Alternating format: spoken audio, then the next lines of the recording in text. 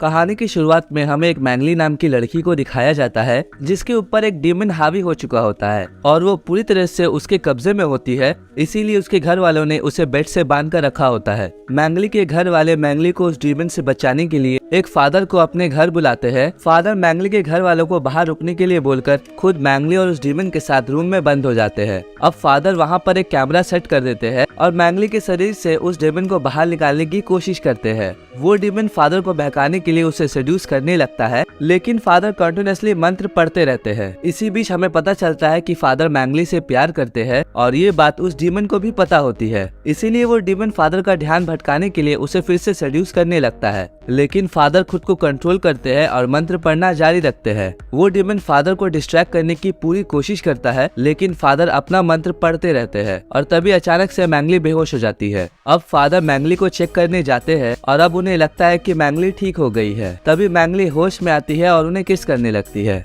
Father भी उसके साथ रोमांस करने लगते हैं और ये पूरा मूवमेंट कैमरा में रिकॉर्ड हो जाता है। जिसके बाद हमें 18 साल आगे की कहानी दिखाई जाती है, जहाँ पर एक गार्ड जेल में बंद कैदियों को खाना दे रहा था और जब वो एक रूम में एक खाने की प्लेट को निकालने के लिए जाता है तो उस रूम का कैदी उसकी उंगलियों को काट लेता है। इसके बाद हमें फादर पीटर को दिखाया जाता है, जिनको अभी भी अपनी गलती का गिल्ट होता है जो उन्होंने मैंगली के साथ 18 साल पहले की थी। फादर उन गुनाहों को कबूल करके अपने मन को हल्का करने के लिए सबसे सीनियर फादर के पास जाते हैं और 18 साल पहले जो गलती की थी उसका वीडियो रिकॉर्डर फादर को देने की सोचते हैं, लेकिन वो फादर से कुछ बोल पाते उससे पहले ही सीनियर फादर पीटर को बहुत सारा फंड का पैसा दे देते हैं, जिसे देखने के बाद फादर उस वीडियो रिकॉर्डर को अपने पास ही रख लेते हैं और उस फंड के पैसे से अपने चर्च के बच्चों के लिए बहुत सारे सामान ले जाते हैं। रात को फादर को जेल में से फोन आता है, जिसमें से एक गार्ड फादर को बताता है कि हमारे जेल में से एक कैदी की हालत बहुत खराब है, जिसे किसी डॉक्टर की नहीं बल्कि आपकी जरूरत है। अगली सुबह फादर उस जेल में चले जाते हैं, जहां हम एक लड़की को देखते हैं जो कि एक बहुत ही बुरी आत्मा की वश में थी। उसने एक लड़की को फांसी में चढ़ा दिया था, जिसकी वजह से उसे जेल हुई थी। अब वो लड़की उस फादर को देखने के बाद कहती है कि हम पहले भी मिल चुके हैं। ये डीमन भी फादर के सामने वैसे ही ऊटपटांग हरकतें करने लगता है जैसे 18 साल पहले मैंगली कर रही थी। फादर उसकी हरकतों को देखने के बाद फौरन उस जेल से बाहर निकल आते हैं और उन ऑफिसर से कहता है कि मैंने शरीर से आत्मा निकालने का काम 18 साल पहले ही छोड़ दिया है और मैं आपकी मदद नहीं कर सकता।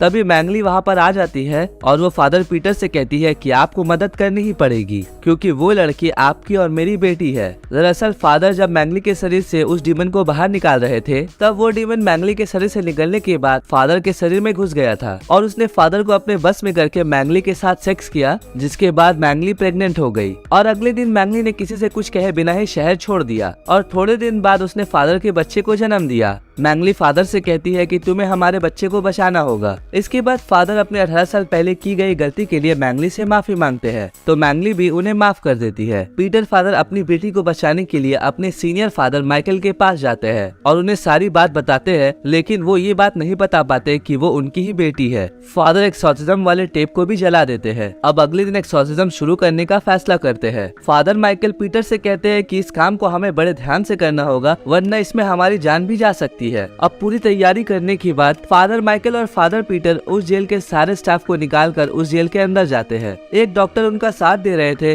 तभी अचानक से वहाँ की बिजली चली जाती है। डॉक्टर जब चेक करने जाते हैं तो उन्हें एक पुलिस वाले की बॉडी बहुत बुरी तरह से मिलती है, जिससे डरकर वो फादर को आवाज लगाने लगते हैं। तभी पीटर फादर की बेटी इस पर उन्हें दिखाई देती है। वो इस पर को इंजेक्शन लगाकर बेहोश करने की कोशिश करता है, लेकिन वो उनके ऊपर हमला कर देती है। डॉक्टर की आवाज सुनकर जब दोनों फादर वहाँ पर आते हैं तो डॉक्टर बहुत बुरी हालत में होता है। वो फादर को वहाँ से भाग जाने के लिए कहता है। इसी दौरान वहाँ बहुत सारे शैतान आ जाते हैं। दरअसल जेल में जितने भी कैदी थे, इस पर के अंदर के डीमन ने उन सबको जेल से आजाद करके अपने काबू में कर लिया था। दोनों फादर वहाँ से शैतान को भगाने के लिए मंत्र पढ़ने लगते हैं। फादर माइकल के मंत्र पढ़ने से उनके आगे के शैतान तो तड़प रहे थे, लेकिन फादर पीटर के मंत्रों का इस पर कोई भी असर नहीं हो रहा था। शैतानों का उन पर बहुत ज्यादा हावी हो जाने की वजह से फादर पीटर फादर माइकल को लेकर जेल के किचन में छुप जाते हैं। फादर माइकल फादर पीटर पर बहुत गुस्सा करने लगते हैं और पीटर से पूछते हैं कि आखिरकार तुमने ऐसा कौन सा पाप किया है जिसकी वजह से तुम्हारे मंत्र उन शैतानों पर काम नहीं कर रहे हैं। जिसके बाद फादर पीटर फादर माइकल को 18 साल पहले जो गलती की थी उसके बारे में बताते हैं। फादर माइकल का काफी ज्यादा खून बह गया था और वो मरने ही वाले थे। अपने आखिरी टाइम पर फादर माइकल पीटर से कहते हैं कि तुम शैतानों के साथ कोई भी सौदा मत करना, वरना वो तुम पर हावी हो जाएगा। जिसके बाद वो मर जाते हैं। फादर पीटर अपने आप को एक दूसरे कमरे में बंद कर लेते हैं है और वो फोन को निकाल कर अपने 18 साल पहले की गई गलतियों को बोलकर रिकॉर्ड करने लगते हैं। इसके बाद वो उस वीडियो को अपने लीडर को सेंड कर देते हैं। वीडियो सेंड करने के बाद फादर फिर से बाहर आते हैं और इस बार उनके सारे मंत्र काम करने लगते हैं क्योंकि गॉड ने उनको माफ करके उनकी सारी शक्तियां लौटा दी थी। इस पर फादर से पीछे से हमला करके उन्हें बेहोश कर देती है और जब फादर पीटर को होश आता है तो वो ढेर सारे चेन से बंधे होते हैं और इस पर उन पर एक्सॉर्सिज्म कर रही होती है। अब फादर उस डीमन से कहते हैं कि मेरी बेटी को छोड़ दो। फादर उसे गॉड के नाम पर उसकी बेटी को छोड़ने को कहते हैं, जिस पर डीमन उससे कहता है कि अगर मैंने तुम्हारी बेटी को छोड़ दिया तो चर्च के अनाथ बच्चे नहीं बचेंगे और तुम्हें अनाथ बच्चे अपनी बेटी में से कोई एक को चुनना होगा। फादर उस डीमन से कहते हैं कि नहीं, तुम ऐसा नहीं कर सकते और आखिर तुम चाहते क्या हो और तुम मेरे साथ ऐसा क्यों कर रहे हो।